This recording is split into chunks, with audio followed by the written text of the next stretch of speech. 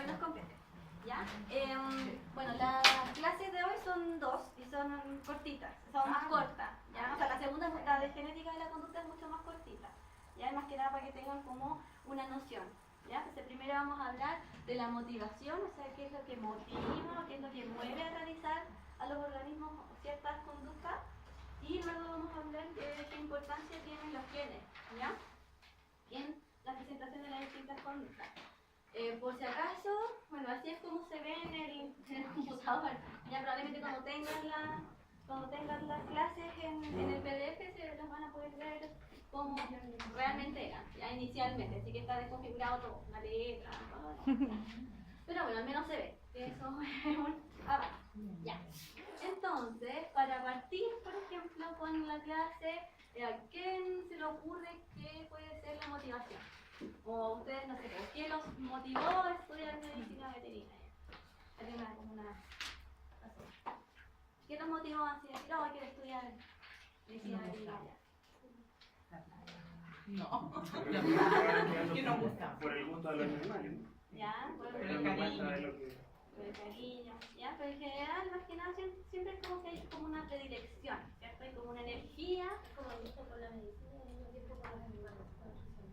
Entonces, como un gusto, ay, que son dejados. puede ser, no sé, por vocación, ¿ya? Pero finalmente. Ya me voy a dormir, ya me voy a dormir. Pero finalmente, como que la gracia de todo esto es que hay como un cierto como una cierta tendencia o algo como una energía que nos mueve o algo que hace que nosotros queramos de repente tomar decisiones, ¿ya? Entonces, primero vamos a partir recordando, ¿cierto?, la clase anterior. ¿Ya se acuerdan que hablamos sobre todo el origen o la historia de la etología, ¿cierto? Y cómo en el fondo después se estudia, ¿ya? La etología, cuáles son los objetivos de la etología. Y ahí de ahí es cuando las 4 preguntas de Timbergen, entonces son los que nos marcan como las pautas de qué es lo que los objetivos de la etología, ¿ya? Entonces, están cuáles son los mecanismos de control de la conducta y cuál es la ontogenia, o sea, se desarrolla a través del tiempo. Y esas son las preguntas como proximales o el cómo se produce la conducta, ¿cierto? El estudio de los mecanismos y todo lo demás, ¿ya? Mientras que las preguntas 3 y 4 ya van más dirigidas hacia cuál es la función de la conducta y cuál es la evolución de la conducta, ¿ya? O sea, estudian el por qué o las causas últimas también, ¿ya? Entonces, en este caso, todo lo que vamos a hablar hoy día sobre la motivación tienden a responder el cómo, ¿ya? El cómo se genera entonces la conducta, ¿ya? Me dice control. Ya, entonces partamos definiendo qué es la motivación, ¿ya? Porque en general puede ser de repente a lo mejor algo medio subjetivo, ya que no sepamos muy bien cómo lo podemos definir, o si es que lo definimos desde un punto de vista como más filosófico, ¿cierto? O como lingüístico, ¿ya? Entonces, al menos desde el punto de vista, ¿ya?, del comportamiento, el término motivación se utiliza para describir aquellos procesos, el cómo, internos que despiertan o provocan y a su vez orientan una conducta, ¿ya? Se refiere a un proceso interno, entonces, que subyace la tendencia de enganchar o querer realizar una conducta en particular, ¿ya? Porque en el fondo ahí dice como enganchar, porque viene como del inglés engage, que es entrar en algo, así como entrar y mantenerse en algo. Ya.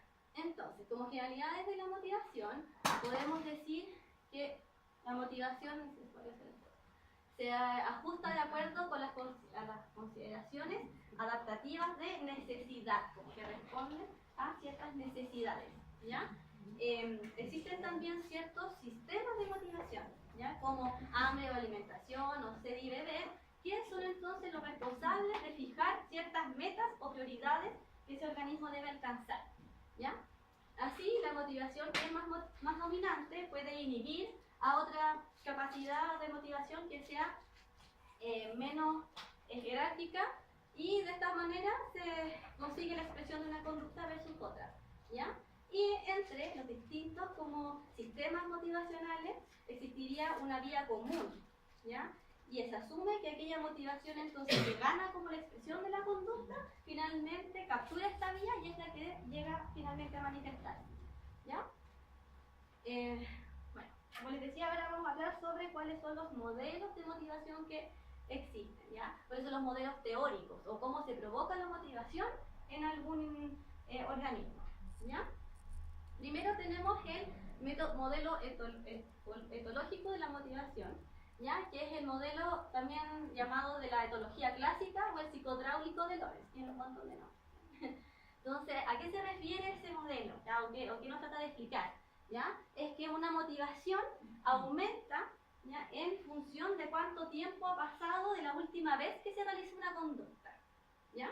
Así, por ejemplo, explicaría muy bien los sistemas de sed o de alimentación de los animales, porque en la medida de que ha pasado mucho tiempo de la última vez que lo realizaron, la motivación para volver a realizarla aumenta considerablemente, ¿ya? Entonces, lo que explica esto es que existe una energía específica, ¿ya? O una energía como interna dentro de los organismos que se acumula en ausencia cuando no se ha generado la conducta, no se ha expresado, esta energía se va acumulando y luego se libera para ejecutar la conducta, ¿ya? ¿Y cómo se libera entonces esta energía? Se puede liberar de dos formas, ¿ya? Una forma de liberarla es que aparezca el estímulo correcto que desencadene entonces la expresión de esa conducta, o que sin un estímulo aparente, cuando no ha aparecido, es tanta la energía interna que se va acumulando que finalmente se desborda, ¿ya? Y se genera la conducta igual, pero en ausencia del estímulo, ¿ya?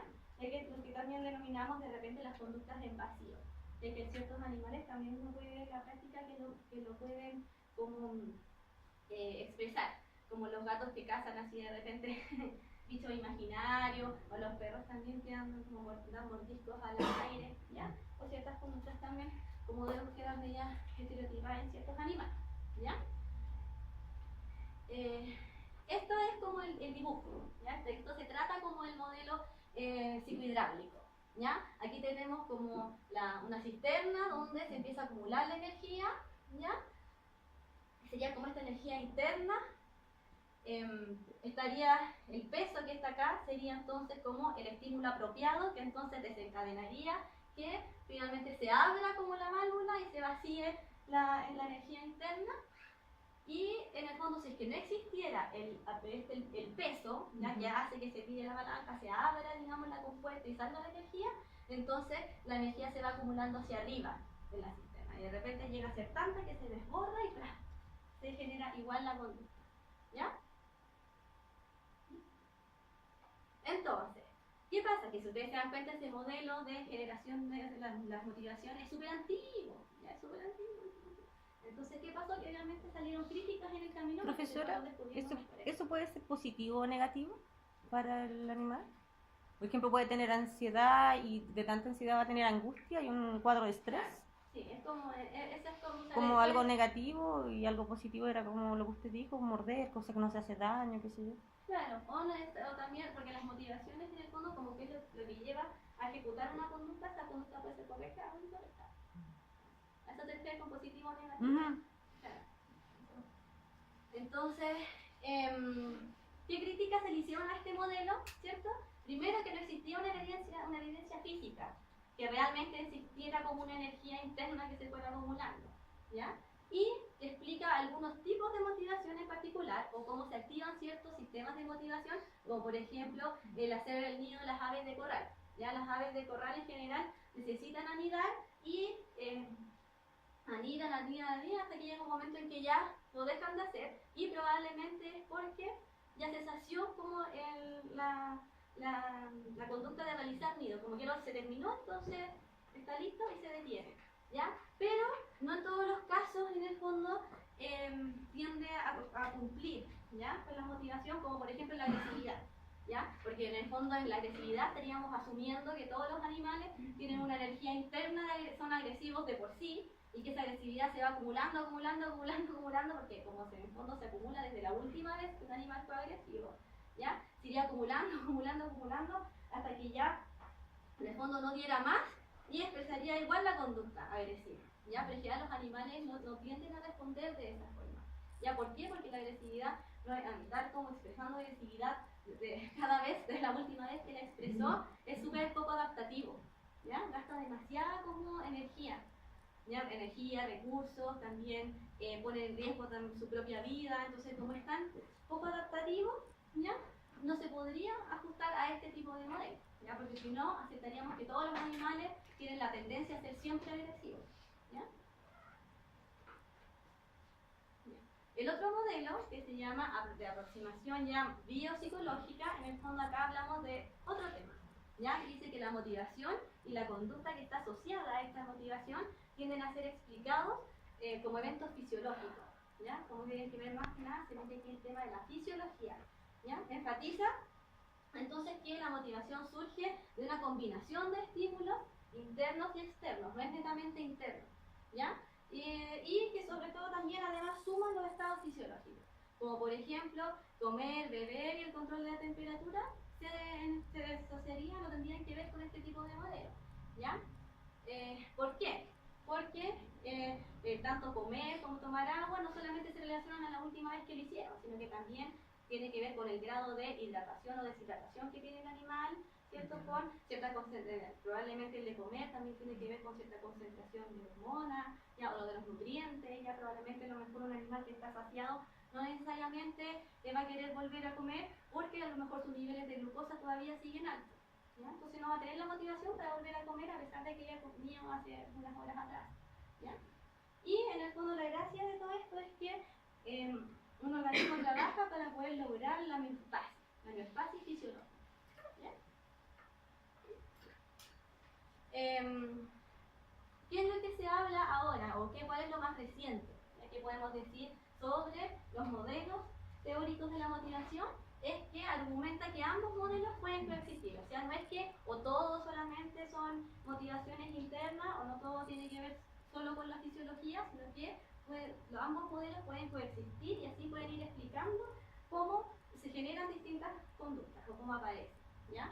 Entonces, quiere decir que el origen de la motivación sería una combinación de estos factores internos y externos y en el mismo caso de los sistemas que hemos estado analizando ahora, como comer y beber, no solamente se van a explicar por la fisiología, sino que también influye la última vez que se realizó y el mismo hecho de realizar la conducta de comer o de beber de manera oral tiene un efecto de saciedad en la conducta, a diferencia si es que por ejemplo se viera solo alimentación parenteral o por vía endovenosa, ¿ya? Porque se ha visto que de repente animales que se les entrega la hidratación correcta y están normohidratados ya a través del suero o de vías endovenosas, igual necesitan realizar la conducta de tomar agua por sí solos, ¿ya? O de comer por sí solos, y que eso finalmente genera la saciedad de una conducta.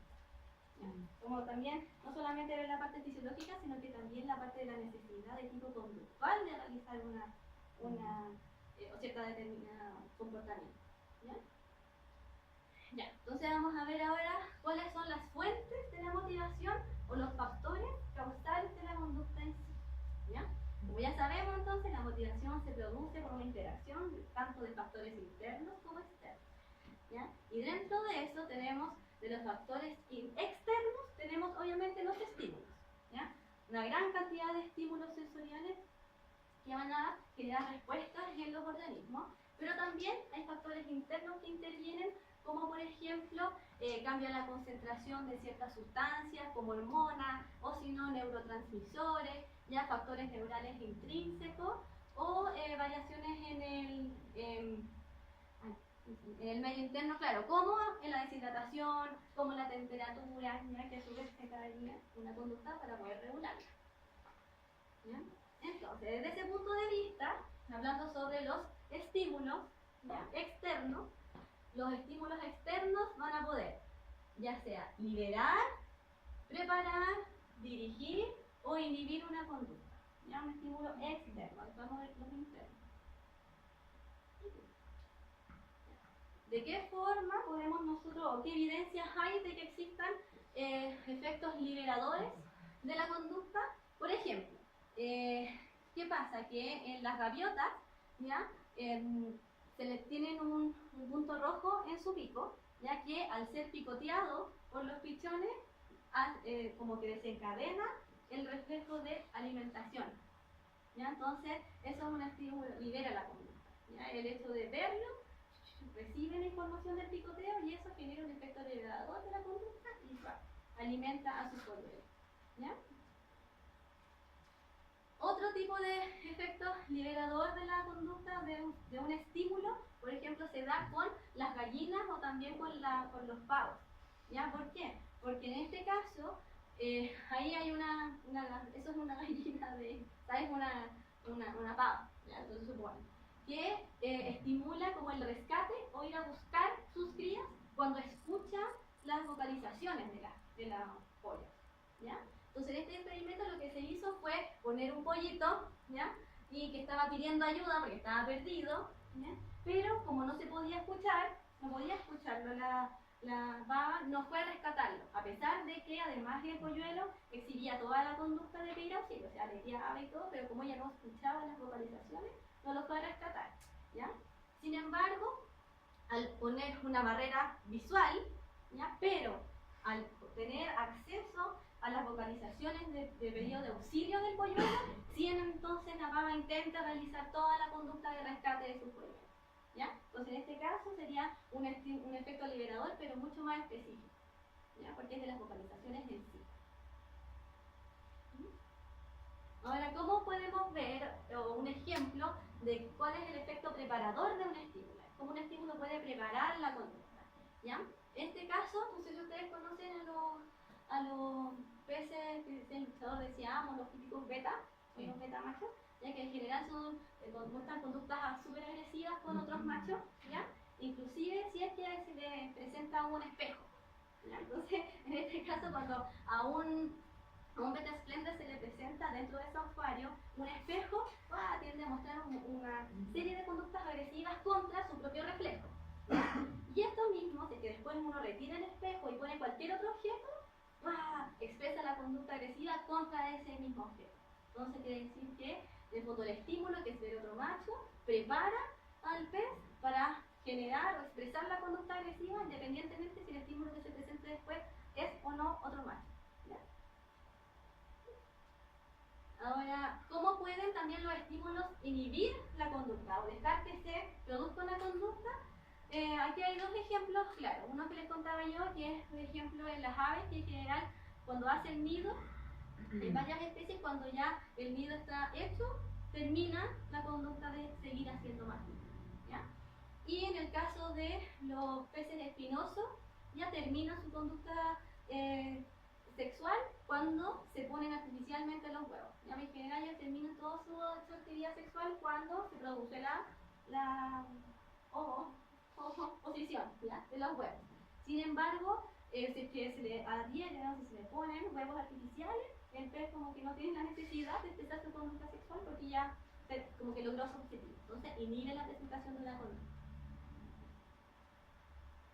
Ya, vamos a ver ahora todos los factores internos que habíamos dicho que podían ser hormonas, otras sustancias como neurotransmisores o también estímulos del propio sistema nervioso, ¿ya? En el caso de las hormonas, ya no sé si ustedes ya tuvieron fisiopatología y todo eso. ¿Cómo están en eso? Bueno, pero en el caso ahí siempre se van a ver como los efectos, ¿cierto? de las hormonas, o probablemente el ejemplo que siempre se hace es cómo las hormonas regulan ciertos comportamientos, sobre todo con el tema de la agresividad o como de las conductas de tipo sexual, ¿ya? Pero lo que sí en el fondo podemos decir no es que una hormona realmente como produzca que se genere, o sea, haga que se genere o se produzca una conducta en sí, ¿ya? Sino que lo que las hormonas hacen es que cambios en su concentración hacen que se modifique la probabilidad de un animal que manifieste una conducta más que otra, o que en el fondo según las circunstancias también que esté viviendo ese animal, la concentración plasmática de hormonas van a hacer que ese animal sea más propenso a mostrar una conducta, ¿ya? Eso es como que las regulan no de manera directa, sino que les preguntan cómo regulan las hormonas la conducta de manera indirecta, ¿ya? Eso finalmente como que es como la gran conclusión, ¿ya? Que de manera indirecta. ¿Por qué? Porque en general, si ustedes se dan cuenta, si nosotros separamos el organismo de un animal de manera conductual en tres componentes, como más grandes, el primero sería en los órganos de los sentidos que reciben la información de los estímulos, ¿cierto? El sistema nervioso central que procesa entonces la información que traen estos estímulos y después los órganos efectores que generan la respuesta, ¿cierto?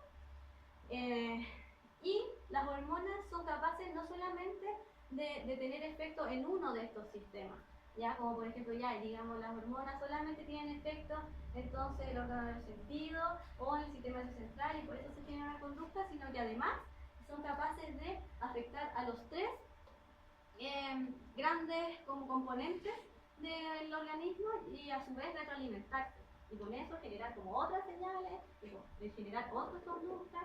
Entonces, bueno, es un gran tema y de hecho hay una rama completa de la etología que se dedica a estudiar el efecto de las hormonas en la conducta, ¿ya? Entonces, ejemplos de cómo las hormonas pueden como liberar o entonces gestionar la presentación de ciertas conductas, como por ejemplo, no sé si ustedes de repente han leído o han escuchado de la famosa como leche de buche. ¿Leche de buche? Bueno, la leche de buche es efectivamente como una leche, ya que es súper rica en proteínas y todo, que liberan como los padres ya de ciertas aves, como en este caso de las palomas, ¿ya? Que cuando son estimuladas por sus pollos. Entonces ahí había una estimulación periférica de los pollos, hace que aumenten los niveles de prolactina, ¿ya? De esa paloma y por eso genera la conducta de como procesar y generar la llamada leche de buche y como amamantar, ¿ya? A los polluelos. En fin. Y otro ejemplo ya de cómo las hormonas pueden regular el comportamiento es que las llamadas como palomas o palomas tórtola o paloma americana, ya la incubación de huevos depende no solamente de la cantidad de estímulos presentes, ya como que no sé, si se le entregaban a estas palomas lo que hacían era entregarle los huevos ya hechos, ya el nido ya hecho y estaba el macho ahí. Entonces veían si es que la hembra de la paloma empollaba estos huevos o no y se dieron cuenta que no era, que los estímulos no era solamente lo que provocaban o desencadenaban la conducta, ¿ya? Sino que faltaba algo más para que empollara, ¿ya? Y ese algo más se dieron cuenta que probablemente podía ser el canto, ¿ya? El canto o el arrullo del palomo hacia la hembra, ¿ya? Pero más específicamente después se le puso no la presencia del macho y el arrullo, sino que se le puso como solamente el canto, ¿ya? Se separaban y se puso el canto de manera artificial. ¿Ya? Entonces estaba el canto, los huevos, el nido y la paloma, ¿ya? Y se dieron cuenta que igual la paloma, o sea, sin estar la presencia del macho, al escuchar como el arrullo, era capaz de empollar los huevos, ¿ya? ¿Pero por qué? Porque eso generaba en la paloma hembra la liberación de progesterona. Y la progesterona finalmente es la que tiene que ver con la conducta de empollar los huevos, ¿ya?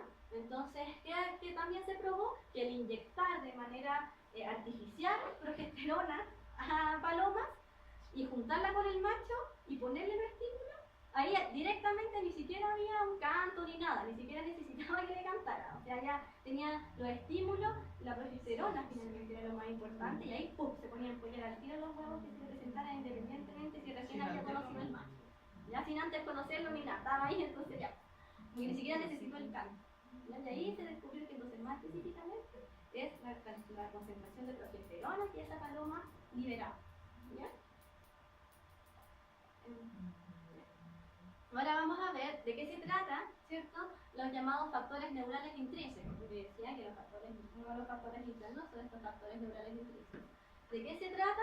Se trata básicamente de que las neuronas se pueden estimular de manera espontánea, ¿ya?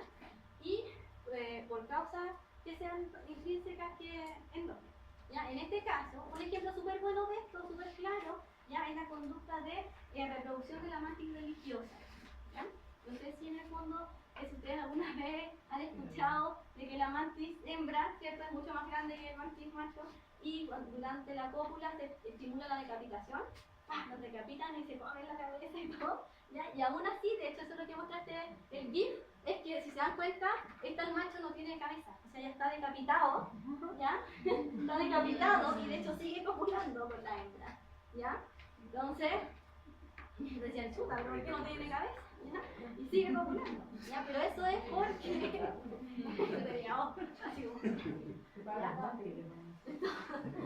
Y de hecho, se han hecho experimentos donde artificialmente se han decapitado, un macho, decapitan al macho de manera artificial, porque a lo mejor pensaban que probablemente era como que la decapitación de la hembra estimulaba nomás que siguiera copulando, y no, porque se hicieron decapitaciones artificiales y el macho igual seguía copulando, ¿ya? Pero eso es básicamente porque el sistema nervioso, como más central, digamos, de los insectos, ¿ya? Funciona con ganglios, con distintos ganglios, ¿ya? Que generan las conductas, que generan ciertas conductas. Entonces, en el caso del macho, justo el ganglio que modera el comportamiento de tipo sexual es subesofagial, entonces justo se salva de la decapitación y por eso puede seguir expresando la conducta de monta a pesar de que no tenga su cabeza.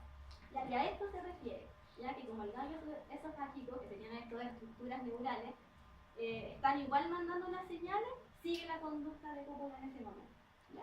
Hasta que después la hembra lo deseche o se lo siga comiendo. Y vamos a ver ahora, ya porque si ustedes no, siempre se aprende algo de la naturaleza. Si se dan cuenta, en su programa, no sé si lo leyeron o le echaron una mirada, lo que sea, bueno, en el programa ustedes van a ver que de repente están como medio desordenados los contenidos. Entonces de repente dice así como alimentación en los animales, después resolución de problemas en los animales, después conducta así como de forrajero, después depredador presa, como que está así, ya un poco como medio desordenado. Entonces, lo que hice yo fue tratar de ordenarlo todo, ¿no? Para que tuviera como una secuencia un poquito más lógica, ¿ya? Entonces, ¿qué pasa? Que como les decía yo, existen los sistemas de comportamiento, ¿ya? ¿Y cuáles son, dentro de algunos de los más importantes de sistemas de comportamiento?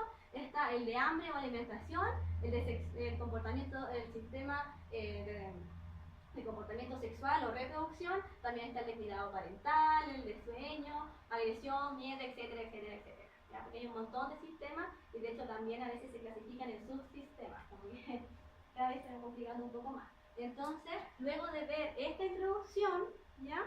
Y de explicarles un poco cómo funciona la motivación, nos vamos a meter a explicar cada uno de estos sistemas en particular. Entonces, después vamos a ver, ponemos ya, sistema de la conducta de la alimentación. Y ahí vamos a ver como los tipos de alimentación, cómo se busca, los tipos de forrajeo y todo lo demás. Ya que sale dentro de su programa como alimentación principalmente, de conductas de reproducción, conductas de cuidado parental y conductas sociales. Entonces, sí vamos a ir ordenando como el tema, ¿ya? Y estos sistemas ya conductuales obviamente no ocurren por sí solos, también pueden interactuar entre sí, ¿ya? A veces existe la motivación, de hecho, a veces para realizar dos sistemas a la vez, entonces ahí el organismo tiene que entrar en una toma de decisiones y ver qué es lo que hace con eso. Entonces, ¿qué pasa? ¿Qué pasa cuando interactúan estos sistemas? Puede existir una inhibición, puede haber ambivalencia, puede haber redirección en la conducta o desplazamiento, ¿ya? ¿A qué se refiere, por ejemplo, la inhibición de la conducta? ¿Ya? Se refiere a que, como existe una conducta altamente motivada, ¿ya? Se inhibe por otra que tiene una mayor motivación, como alimentación versus cortejo. O sea, tengo mucho hambre. ¿Cómo, de acuerdo, a que una motivación va a ser, cómo mido esa motivación, ese nivel de motivación? Bueno, para eso se aplican como los modelos anteriores, por ejemplo. Entonces, en este caso sería que en el fondo sería como este tipo de... El mismo modelo hidráulico que vimos de antes al principio tendría como distintas llavecitas de salida, donde cada uno sería como una conducta, ¿ya? En este caso ellos como que sería, o cada sistema, ¿ya? Entonces en este caso se explicaría como por ejemplo, ya está la energía, ¿cierto? Altamente motivada, que necesita como desbordar, ¿ya? Y existen ambas motivaciones, Entonces, ¿cuál de las dos? Como llaves abro. Entonces ahí finalmente, como cada una de las salidas tiene su llave propia, en este caso la motivación sería como mayor para abrir entre la alimentación y el cortejo. Ahí cómo decide o cómo toma la decisión según cuál es el estímulo que está presente en ese momento. Entonces en este caso, ya el animal seguiría con mucho hambre, ¿cierto? Pero frente, si es que no está, por ejemplo, el alimento que él come, o si no está la presa que él debe cazar, pero sí está la pareja, para darle la posibilidad de expresar la conducta de reproducción, entonces ahí la reproducción gana, digamos, como la vía de escape o la vía de salida, se produce entonces la conducta de reproducción versus alimentación. Entonces sigo con hambre, pero al menos como está el estímulo correcto me reproduzco. Después veré cómo satisfacer la otra necesidad, aunque ambas sean igualmente importantes en ese momento. Después de lo de capítulo no lo comas. Por ejemplo, ese sería como el modelo. Ese sería como la edad. Ya. En el caso, por ejemplo, de la ambivalencia, sería que dos sistemas conductuales se activan de forma simultánea. ¿Ya? Por ejemplo, atacar o escapar, o atacar o cortejar. Y por ende, entonces, como ambos sistemas conductuales tienen también una gran motivación, realmente se expresan ciertos comportamientos de ambas, pero a medias, ¿ya? Como en el caso de esta gaviota, ¿ya? Que está expresando conductas tanto de tipo agresiva como de miedo, porque está ahí como presentando sus alas, pero en el fondo el cuello está súper estirado, que en el fondo es una conducta de miedo. ¿No saben? Sí, no la luz, esto tiene mala. Gracias. ¿Sí? Sí, la voy a tener ahí. Ya, sí, es igual a la parte C. ¿Ya? Y la otra forma, ¿ya? O la otra interacción que puede haber es que hay una redirección de la conducta. ¿Ya? Entonces, bueno, que se genera cuando, al no existir como un sustrato adecuado para poder realizar una conducta, se dirige hacia algo inadecuado. ¿Ya? O sea, es tanta la motivación por realizar la conducta, pero no tengo entonces como los sustratos para poder realizarlo, que busco cualquier otro elemento y ahí finalmente igual realizo la conducta. Como la caudofagia, los lechones, se muerden la cola. ¿Ya? Los chanchitos, cuando están todos reagrupados y todos juntos en el corral, ¿cierto? Al no tener el sustrato, porque dentro de una necesidad de los lechones es morder, ellos necesitan mordisquear, ¿ya? Entonces, si no tienen como estas barras de enriquecimiento ambiental o algún tipo de elemento donde ellos puedan mordisquear, necesitan expresar esta conducta y lo hacen en un objeto inadecuado y lo que ven es la cola del otro chancho y se la empiezan a comer, ¿ya? Y esto es además autorreforzante, pues estimula que otros también vayan y sigan comiéndose a y finalmente quedan súper motivados los chanchos, ¿ya? El cross-sucking en los terneros es que los terneros cuando toman leche, ¿ya? Cuando beben leche, necesitan satisfacer la necesidad no solamente de alimentarse, ¿cierto? De comer, sino que también de realizar la conducta de succión. Entonces, cuando se les alimenta en balde, digo la leche en balde, o cuando se le da un biberón y no se le da la cantidad de tiempo necesaria que necesita un ternero para realizar la conducta, después empiezan a como a chuparse entre ellos, se empiezan a lamer, ya como en la foto ahí, para poder satisfacer la necesidad de succionar, ¿ya?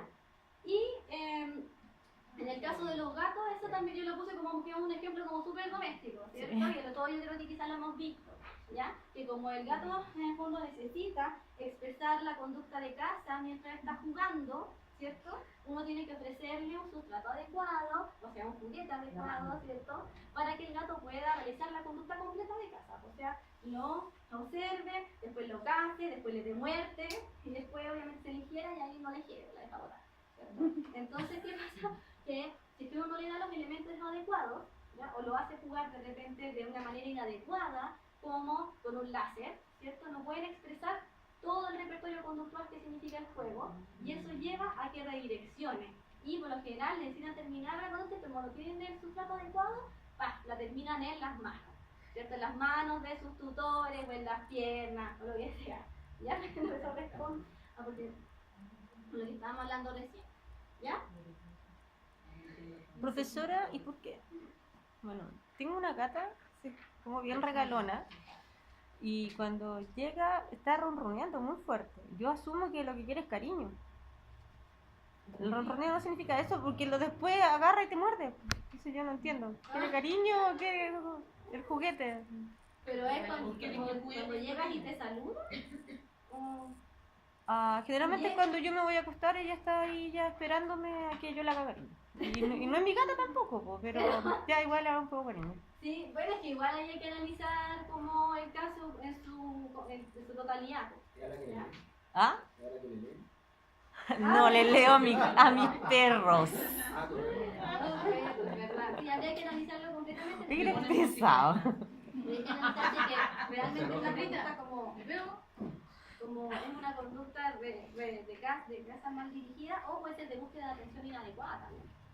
¿Ya? O también está el síndrome del gato acariciador mordedor, que en el fondo es que tienen una tolerancia mucho más baja al contacto, entonces busca el contacto social pero iniciado desde él, y cuando uno hace un contacto social como de manera activa, lo rechaza y te muerde.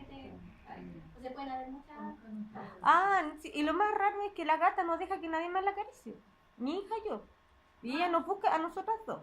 Pero al dueño no lo pesca, lo toman en brazos y ella pone así las patas. Tiene más vínculo. ¿El qué? Es que tú le das de comer. No. O las ¿Yo? relaciones también sociales afectivas, que la tiene de tipo y de tu hijo. ¿Ya? Y otras formas de interactuar No.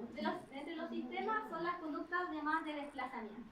¿Ya? Entonces las conductas de desplazamiento son aquellas que están no esperadas en un contexto determinado y en el fondo es más correcto referirse a ellas como actividades de interrupción, ¿ya? No de desplazamiento, porque en general ocurren cuando, por ejemplo en este caso, el atusamiento de las plumas o el acicalamiento de las plumas en los gaviotines al enfrentarse a un contrincante. Entonces, ¿qué tenemos? Tenemos dos sistemas, ¿cierto? El de miedo o el de atacar, ¿cierto?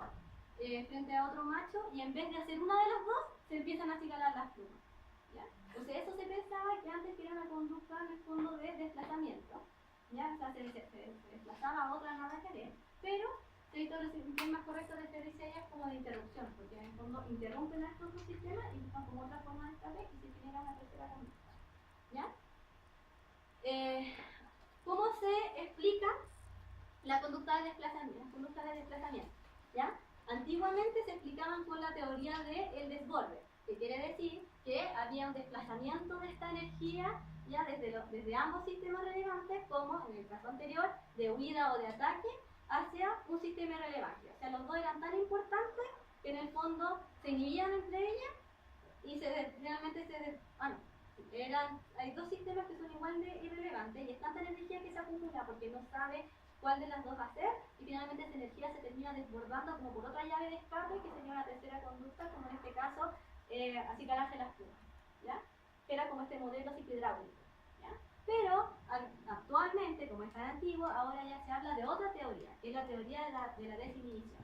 Entonces, ¿qué? La teoría de la desinhibición dice que existen determinados sistemas que tienen prioridades más elevadas y otros sistemas que tienen prioridades como menores en un contexto determinado.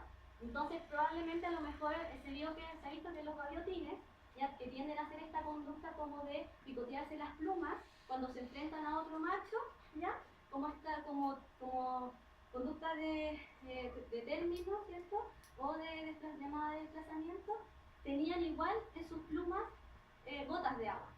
¿Ya? Entonces dicen, probablemente no es que sea una conducta desplazada, sino que finalmente dentro como de las prioridades, probablemente el rascarse las uñas, ¿cierto? O así, rascarse las plumitas, ¿cierto? En ese contexto determinado, cuando se enfrenta a otro macho, tiene mucha menor prioridad que atacar o huir, ¿ya? Pero en este caso, como las dos tienen tanta motivación, el de atacar y el de huir a la misma vez, que entre ellas se inhibirían. Y como anteriormente estaba esta motivación más pequeña, ya, o de menor rango, de acicalarse las plumas, terminan finalmente realizando esa última. Esos son los modelos que utilizarían al menos el desplazamiento. ¿Ya? ¿Y cuál es la relevancia o para qué nos sirve, ¿cierto? Entender las perspectivas motivacionales en la etología aplicada, entre ellas en etología clínica y también en bienestar animal, es que uno es entender que existe la saciedad de la conducta, ¿ya? O sea que ocurre cuando los animales se les permite realizar el comportamiento típico de su especie, también llamado etograma, ¿ya? Y sí, lo vimos en la... ¿ya? Y en este caso podría aplicarse el método etológico clásico para ciertas conductas como lo que habíamos hablado anteriormente. La construcción del nido, que es importante permitirles el realizar el nido a las aves que lo necesitan, ¿ya? Y la alimentación, o sea, permitir no solamente el hecho de alimentarse, sino que también permitir las conductas de búsqueda de alimentos, ¿ya? Para obviamente tener un mejor bienestar animal.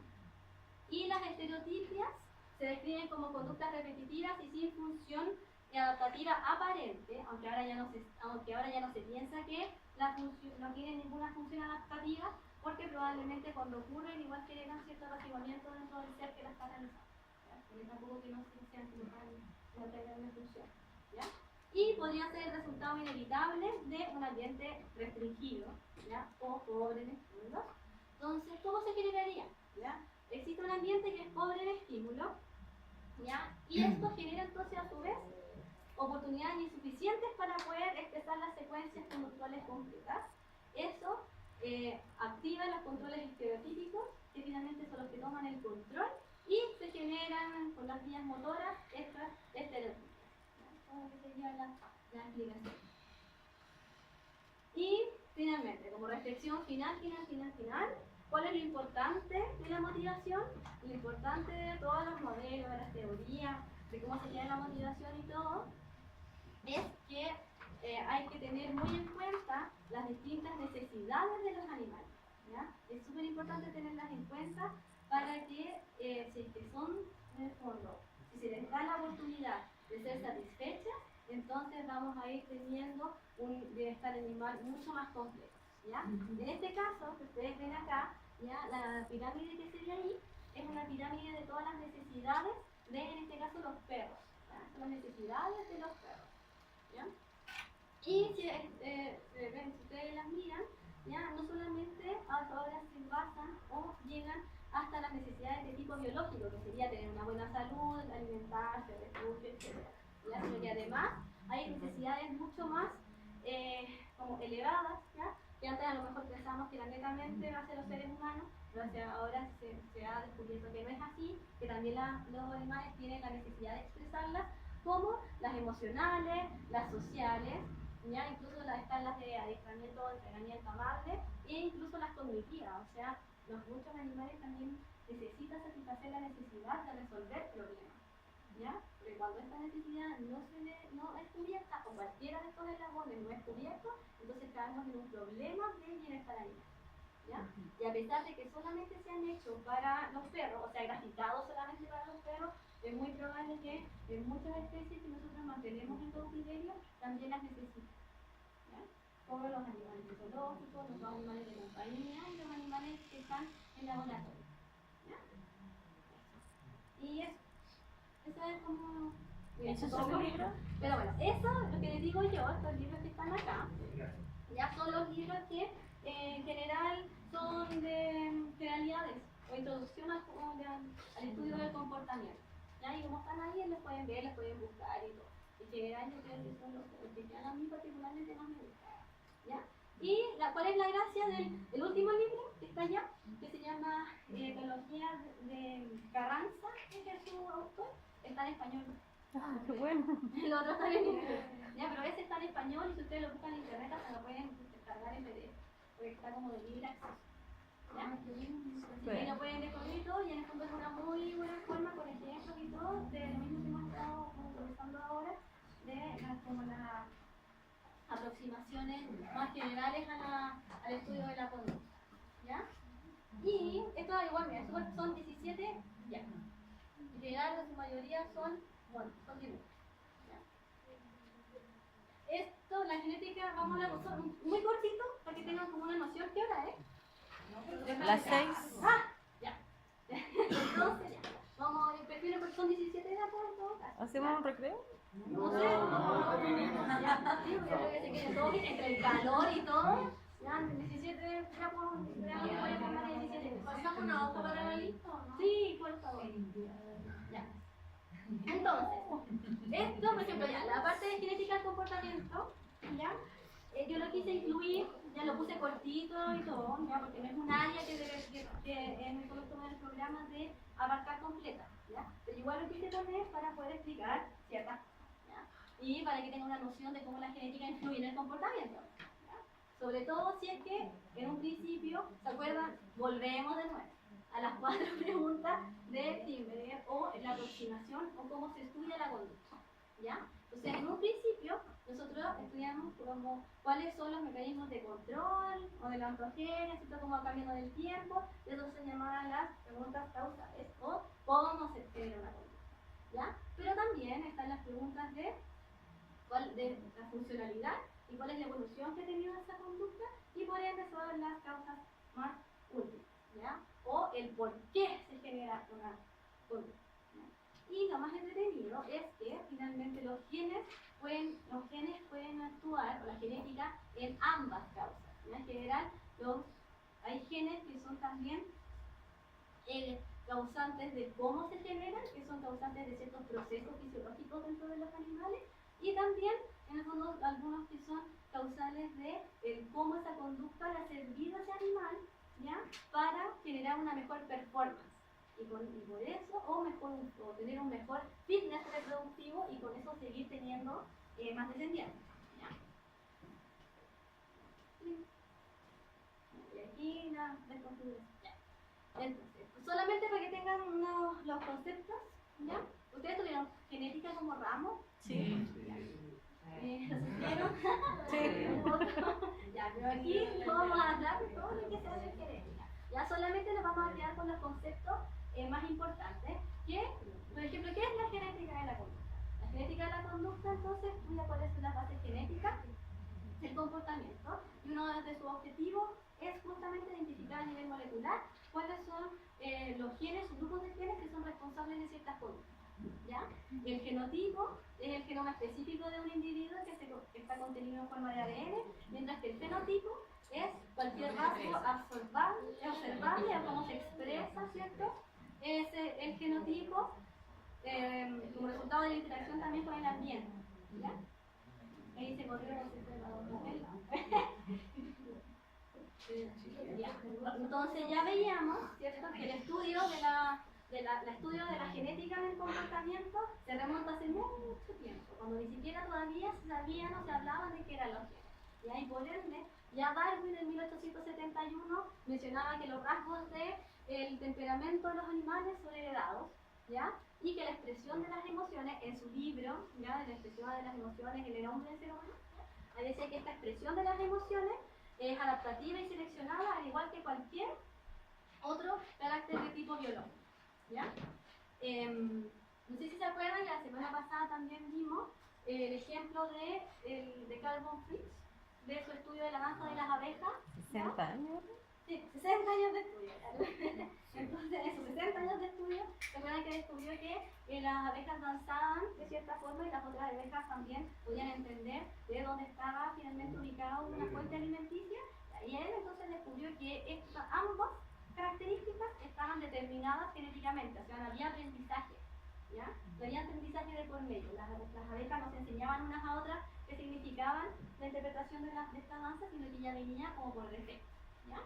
Y en el caso de Lorenz, estudió los patrones de acción fija, ¿ya?, que también en aves, o también que son las llamadas conductas innatas, ¿ya? Como cuando les decía que de repente no se cortaban las aves, se les aceptaba como un modelo de un depredador de cartón, y matando los pollitos sin haber sido criados por una madre, sino que haber nacido desde las incubadoras, ¿ya?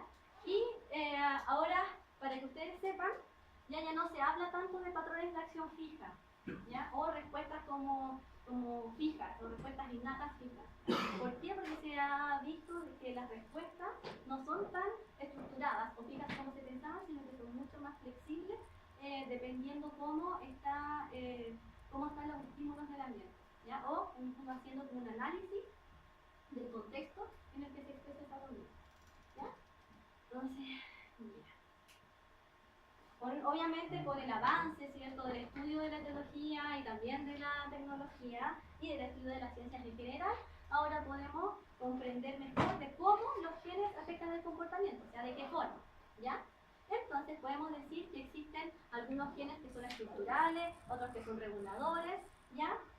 Y que estimulan la presencia, que se generen o que se secreten ciertas enzimas o ciertas hormonas, ¿ya? O que se expresen o no se expresen ciertas vías metabólicas y por ende se expresa una conducta finalmente, ¿ya? Pero no podemos nosotros decir que solamente gracias a la genética es que se genera todo esto, sino que hay un efecto súper importante de la experiencia previa del animal y también del ambiente, ¿ya? Entonces, ¿cómo sabemos cuánto es de genes y cuánto es del ambiente? Como nosotros sabemos, ¿ya? Entonces, este es un experimento muy antiguo que hizo Tinbergen en el 63, donde él estudió a la avispa ya dorada excavadora. Lo que hace la avispa es que para poner sus huevos hacen un túnel, un hoyito, ¿ya? Entonces ahí ellos ponen larvas, ya ponen sus presas, ponen distintos como sustratos alimenticios, ponen los huevos para que después cuando los huevos eclosionen las larvas tengan como comida inmediatamente, ¿ya? Entonces, en el fondo lo que se dio cuenta Nico Tinbergen es que las avispas, previo a ir a buscar de repente otra fuente alimenticia y volver a dejarla dentro de su nido con los huevos puestos, hacía como un mapeo del ambiente, como que miraba, observaba, veía como ciertos estímulos que estaban cerca de su nido y se iba a explorar de nuevo y volvía, ¿ya? Y lo que hizo entonces, que en el fondo eso es una conducta muy de tipo innata, ¿ya? Que no requiere aprendizaje, las avispas de por sí la realizaban, siempre, ¿ya? Y lo que hizo en el fondo Nico Tinbergen es que tomó piedritas y las colocó alrededor del nido de la avispa, ¿ya? Entonces la avispa hizo todo este movimiento como tipo dron, ¿cierto? Hizo un mapeo del territorio y se fue. Y en ese momento, cuando se fue la avispa, Nico Tinbergen tomó las piedritas y las colocó de la misma forma, pero un poco más lejos de donde estaba el nido, ¿ya? Y observó que finalmente la avispa, cuando volvió, la avispa finalmente no llegó al nido, sino que llegó a buscar alrededor de las piedras donde estaba, ¿ya? Entonces él le cambió el ambiente y vio qué pasaba, ¿ya? Y se dio cuenta que finalmente, claro, pues, dentro de todo hay ciertos componentes, no solamente genéticos, o sea que va igual, ¿cierto?, sino que ritualizado, sino que además hay un efecto del ambiente.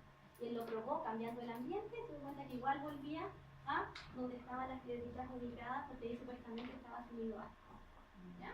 Entonces, por eso existe una interacción entre los genes y el ambiente, no es solo una cosa o la otra, ¿ya? Entonces, si bien hay incidencia de los genes en el comportamiento, hay unos que son que se ven mucho más marcados que en otros tipos de comportamiento, ¿ya? ¿Por qué? Porque de repente hay ciertas conductas que están más reguladas por un solo gen, ¿ya? Como en este caso, que sería el caso de la abeja común, ¿ya? De higienizar la colmena, ¿ya? ¿Y qué significa higienizar la colmena? Es que las ovejas obreras exploran la colmena y cuando ven celdas donde hay larvas muertas, sacan la larva y lo higienizan y lo dejan así como limpio, ¿ya? Y se dieron cuenta que hay ciertas líneas de obreras que hacían esa conducta y otras líneas de obreras que no hacían esa conducta, o sea, veían una larva muerta y seguían de largo, ¿ya? Y en el fondo lo que también se descubrió es que estas como líneas de abejas obreras se cruzaban entre ellas, o se reproducían solo entre ellas, entonces generaban también a su vez descendientes que tenían este mismo comportamiento. O sea, las que higienizaban se reproducían entre sí y generaban también obreras higiénicas, ¿cierto?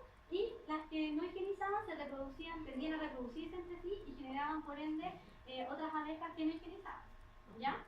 Y experimentalmente lo que se hizo fue hacer cruzas, ¿ya? De las abejas que higienizan con las que no higienizan, ¿ya? Y ahí se dieron cuenta que en el fondo, como es un carácter recesivo, ya se dieron cuenta que finalmente es un carácter recesivo, o sea que solamente las que higienizan con las que higienizan pueden generar esta descendencia que también lo hace, se dieron cuenta que todas las otras que son híbridas no higienizaban, ¿ya? Entonces ahí en el fondo es dependiente de un solo gen. O sea, un solo gen determina la conducta completa, ¿ya? Mientras que de repente hay matices, no todo es blanco, no todo es negro, ¿cierto? Como en el caso de la expresión del canto de los grillos, ¿ya? En este caso se hizo un experimento con distintas especies de grillos, ¿ya? Que cantan en distintas frecuencias. Entonces, y ese canto está controlado por dos genes, ¿ya? Que donde el primer gen que dice que va a tener un canto ya intermedio y el segundo gen sería que va a dar como la expresión de la conducta si es que ese canto se va a asemejar más a uno de las especies de grillo o del otro, dependiendo cuál sea el progenitor, el padre. Ya está determinado finalmente que los machos de los grillos son los grillos y cantan. Entonces finalmente justamente el macho es el que determina cómo será ese canto. Entonces lo que hicieron fue que se tomó una hembra, ¿ya? De la especie Oceanicus y se hizo también híbridos con los distintos tipos. Entonces se dieron cuenta que en el fondo cuando se mezclaban hembras con la misma especie generaban como frecuencias de grillar o de canto mucho más parecido, o sea, el de la especie, ¿cierto? Si se reproducían dos, un macho y una hembra de la misma especie del Oceanicus, tenían obviamente el canto de la especie del Oceanicus, pero si se tomaba una hembra ¿ya? De tipo Oceanicus o del entomato y se mezclaban como entre sí, ¿ya? Finalmente el efecto del canto o de la frecuencia del canto, si ustedes se dan cuenta ya, o el sonido del canto, no influye mucho la especie de tipo de hembra con el que se cruza, sino que el macho, ¿ya? Siendo decir que el macho es de la especie común, entonces esa F1 va a tener un canto mucho más parecido al de la especie del padre que en el fondo de la madre. ¿Ya? Eso es lo que explica como este experimento. ¿Ya? Entonces ahí se dan cuenta que en verdad no se han terminado como por un solo gen, sino que en este caso habían dos genes involucrados, ¿ya? Y que por eso hay más como matices. ¿Genotipo sexual? ¿Como genotipo sexual? O sea, Depende del sexo. O sea, es determinante por uno de los progenitores. En este caso el macho. En este caso, claro, el macho. Ya, pues, independientemente de la hembra que se ocupara, finalmente el canto era mucho más parecido a la especie del macho que se ocupaba para realizar el experimento.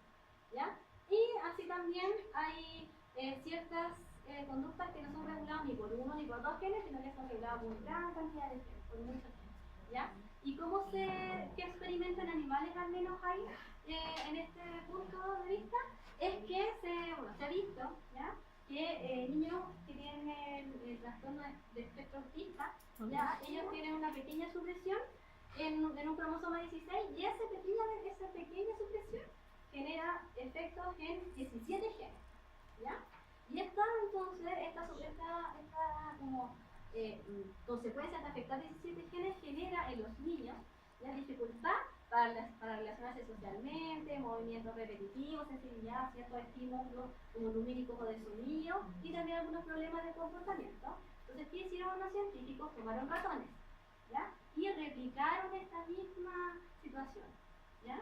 Replicaron como la misma supresión en el cromosoma que afectaba viendo para ver qué pasaba, ¿ya? Si se generaba también algún tipo de alteración en los ratones y se dieron cuenta que justamente los ratones tenían comportamientos muy parecidos a los que tenían los niños con el trastorno de espectro autista. O sea, también tenían problemas para responder a ciertos estímulos, tenían problemas para relacionarse con otros congéneres y también problemas de comportamiento asociados. ¿Ya? Y ¿cómo sabemos entonces cuánto de un rasgo conductual es genético y cuánto afecta al ambiente? Para eso tienen que retroceder a su ramo de genética y acordarse del concepto, la importancia de la heredabilidad. ¿Ya? ¿Cómo vamos a saber entonces cuán importante va a ser un gen dentro de la expresión de una conducta? De cuán heredable sea ese rasgo conductual versus otro. ¿Ya? O cuán importante es la heredabilidad. Entonces, ¿cómo nosotros podemos definir la heredabilidad? Es la proporción de la variación fenotípica de una población ¿ya? Que es atribuible a la variación fenotípica individual, ¿ya? Se expresa en porcentaje y su valor es un recordatorio, ¿ya? Va de 0 a 1, ¿ya? Siendo 0 baja heredabilidad y el más cercano a 1 es un rasgo que tiene una alta heredabilidad, ¿ya? Entonces, ¿qué pasa? Que esto es como el ejemplo, ¿ya? Finalmente, si tenemos las heredabilidades van a ser altas en la medida en que la varianza fenotípica del individuo sea alta versus el ambiente y al revés. La heredabilidad va a ser baja cuando la varianza sea mucho más importante en el ambiente, ¿ya? Y ¿cuál es lo importante de todo esto? La conclusión de todo esto es que se han hecho estudios de heredabilidad, ¿ya? Sobre todo yo creo que en sus ramos de producción también probablemente les pueden haber hablado de esto, de qué rangos son más heredables, ¿ya? Sobre todo en índices productivos. Entonces ustedes se dan cuenta, por ejemplo, el color de la capa de la producción de leche tiene una heredabilidad súper alta, de 95 o un 98%, ¿ya? Y en el caso de los cerdos, por ejemplo, la expresión de la grasa dorsal o la calidad de la canal tienen también heredabilidades un poco más altas, ¿ya? En las aves el peso del huevo ya es más importante y los bovinos el peso en la serie, el número de corderos nacidos que en general son como las más importantes, no tienen heredabilidades tan altas, ¿ya? Pero así como sabemos que existe esta heredabilidad de índices productivos, ¿cómo sabemos si existe heredabilidad en índices también de repente conductuales? Sobre todo en los animales, ¿ya? Entonces, este es un caso de seres humanos, ¿ya? Con los seres humanos se estudiaron, este es un estudio que se hizo estudiando de hecho, hasta gemelos idénticos, ¿ya? Para ver cuáles eran los grados de heredabilidad de ciertos componentes, como el neuroticismo, la extraversión, la apertura, la amabilidad y la responsabilidad, ¿ya? Y con todos sus subcomponentes. Y ahí se dieron cuenta que hay ciertos rasgos conductuales en los seres humanos que son mucho más heredables que otros. Como por ejemplo, no sé, pues la apertura o en este caso la extraversión. También son rasgos que son súper heredables de los seres humanos, ¿ya? Y ¿cómo podemos saber en el caso si existe heredabilidad conductual también en nuestros animales? ¿Ya? También ¿qué es la apertura? Es en el fondo cómo se desarrolla como emocionalmente esa persona, es cómo se abre socialmente a los demás. Como flexibilidad. Claro, como dice la expresión de la fantasía o de cómo en el fondo expresar los sentimientos, ¿ya? Cómo expresar sus ideas. ¿Ya? Como, ¿Y extraversión? ¿Eso no es extraversión? ¿Extraversión? No, la extraversión, acá, ustedes están así, por ahí. La extraversión es esto. Ya. No, está corrido más la izquierda, ¿ya? La extraversión más que nada tiene que ver con la realidad, con la asertividad, es como más que nada está como más de tipo social, ¿ya? Y por eso hablando de seres humanos y en los animales, entonces que también se han hecho estudios de heredabilidad del comportamiento de las características conductuales, como en este caso como la agresividad. Ya está en una publicación que ustedes también pueden de repente buscar, que se estudió entonces cuál era la heredabilidad de la agresividad o de ciertas agresividades en una raza en particular, como los Golden Retriever, porque a través de la práctica ya se ha visto de que como los hijos de Golden Retriever que son agresivos tienden también a ser muy agresivos, ya sea en este caso ellos analizaron hacia las personas y hacia otros perros. Estas son las actividades que se vieron en este estudio. Y ahí se estudiaban en los bordes, pero desde el punto de vista molecular, o sea, para ver realmente, no en la práctica, sino que cuánto de esto realmente era amplio, ¿ya? Y se analizaron casos de 325 bordes, ¿ya? Donde pues, se analizaron la heredabilidad de distintos tipos de agresión, como les dije yo, y dentro de las cuales, en este caso igual hay que tener en cuenta que para poder ellos, esto fue como un estudio de percepción, ¿ya? Lo que hicieron fue hacerle cuestionarios a dueñas de Golden Retriever y todo, y analizar así como de punto de vista etológico si presentaban más agresividad que otros hacia niños, hacia personas, hacia otros perros y así, ¿ya? Para sentar como una base de que se empezara a estudiar como desde el punto de vista molecular. Eso fue como un estudio.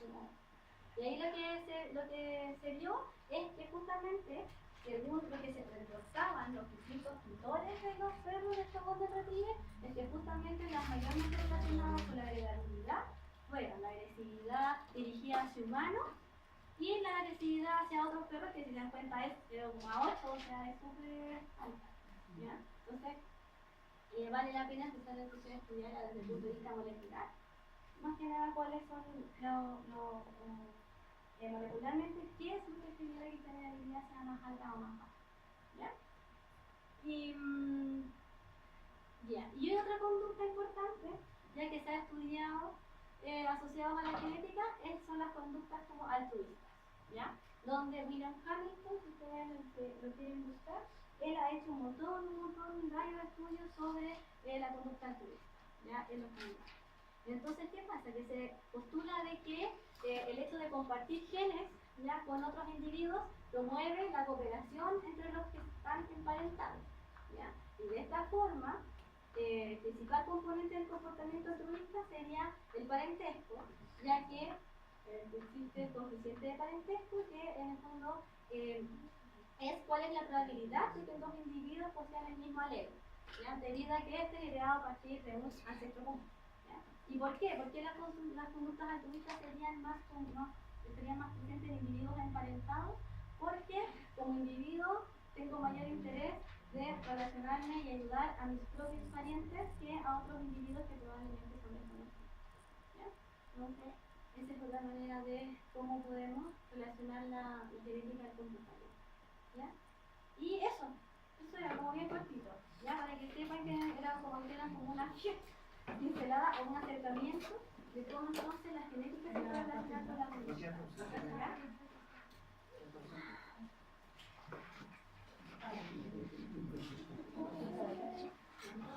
Bueno, y sobre todo porque después dentro de las conductas de tipo sociales vamos a ver el altruismo. ¿Ya? Ese también tiene que ver. ¿Tiene una base? No. Ahí está. Voy aprendiendo. Soy un espejo.